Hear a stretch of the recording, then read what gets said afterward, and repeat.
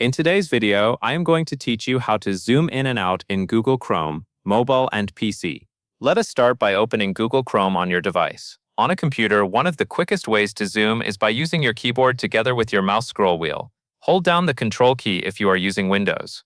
While holding that key, scroll upward with your mouse wheel to zoom in.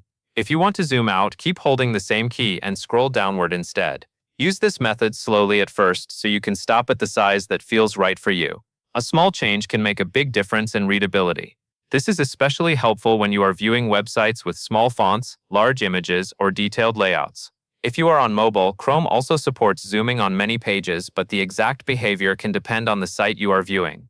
In general, if a page allows zoom, you can adjust the view to make content easier to read. The main idea is the same. You are changing the page size so it is more comfortable for your screen and your eyes.